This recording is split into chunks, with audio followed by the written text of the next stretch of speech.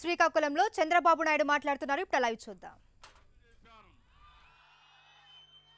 10 రెట్లు భరోసా పెంచాను. మళ్ళా 3000 రూపాయలు చేస్తానని హామీ ఇచ్చాను. నేను అడుగుతున్నా ఈ రాష్ట్రంలో రెండు, ఒకటి పెద్ద కొడుకుగా ఇచ్చాను, కుటుంబ పెద్దగా ఇచ్చాను. మా తల్లులకి తండ్రులుగా అపీల్ చేస్తున్నా, వారం రోజులు మీరంతా రోడ్డు మీదకి రావాలి. తెలుగుదేశం పార్టీ జెండా పట్టుకుని నా పెద్ద కొడుక్కి ఓటేమని అందరూ అడగాలి. వితంతువులకు ఇచ్చాను, ఒంటరి మహిళకి ఇచ్చాను. అదే మరిగా ఇంకా మీరు చూస్తే ఎవరైతే ట్రాన్స్జెండర్ ఉన్నారో, హిజ్జాలు ఉన్నారో వాళ్ళకి ఇచ్చాను. అదే సమయంలో దివ్యాంగులకు ఇచ్చాను. ఇంకో పక్క కిడ్నీ పేషెంట్లకు ఇచ్చాను. వాళ్ళని కూడా కోరుతున్న, 2 చేతులు లేని వాళ్ళకి 10,000 రూపాయలు ఇచ్చాను. తమ్ముళ్ళు, అది నేను చూపించిన చొరవ, మానవత్వం. వాళ్ళందరినీ కోరుతున్నా, మీ కుటుంబ పెద్దగా మీకు ఇచ్చాను. మీరు కూడా రోడ్డు మీదకి రావాలి.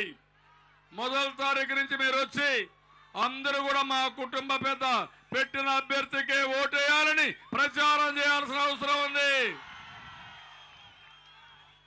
మా ఆడబిడ్డలు, ఏమమ్మా చెల్లెమ్మలు బాగున్నారని అడుగుతున్నా, మిమ్మల్ని సంతోషంగా ఉన్నారని అడుగుతున్నా, మిమ్మల్ని సరిగా చూసుకున్నానా లేదా అని అడుగుతున్నా. ఒక అన్నగా ఎప్పుడన్నా ఊహించారమ్మా మీరంతా? మీ అన్న తమ్ముడు ఇచ్చారో లేదో నాకు తెలియదు, కానీ నేను ఒక అన్నగా 2 విడతలు 10,000 రూపాయలు ఒక్కొక్క మెంబర్కి ఇచ్చారంటే అది నా చెల్లెళ్ల పైన నా అభిమానం. తమ్ముళ్ళు, మీకు ఎంతమంది చెల్లెళ్ళు ఉన్నారు? అక్కలు ఎంతమంది ఉన్నారు? ఒకరు. ఎంతమంది మీకు? ఇద్దరు ఒకరే. నాకెంతమంది తమ్ముళ్ళు?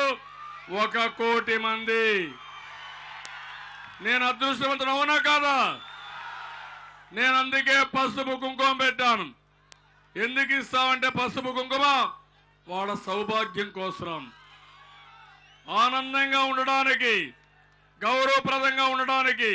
నేను ఒకటే చెప్తున్నా ఆడబిడ్డలందరికీ, నేను పసుపు కుంకుమ ఇస్తానే ఉంటాను, మీకు అండగా ఉంటానని మరొకసారి మా చెల్లెళ్ళకు హామీ ఇస్తున్నా. 4వ తారీఖున వస్తుంది మీకు మీ వాటా. 3వ చెక్ ఎన్కాష్ చేసుకోండి. మళ్ళీ హామీ ఇచ్చా, రాబోయే 5 సంవత్సరాలు మళ్ళా సంపాదిస్తా. 3 సార్లు ఇస్తాను తల్లి, 3 సార్లు పసుపు కుంకుమ ఇస్తా. మీకు ఆనందమా? మీకు అదే మరిగా 1,00,000 కోట్ల రూపాయలు మీ మీద ఖర్చు పెడుతున్నా. రుణాలు కానీ, వడ్డీ లేని రుణాలు కానీ ఇవన్నీ ఇస్తున్నా. నా ఆలోచన అన్ని ఆస్తి కూడా మీ పేరుతోనే పెట్టా. ఇల్లు మీ పేరుతోనే ఇస్తా, ఇంటి జాగా మీ పేరుతోనే ఇస్తా. మిమ్మల్ని ఆదాయం పెంచే మార్గం కూడా చూపిస్తా.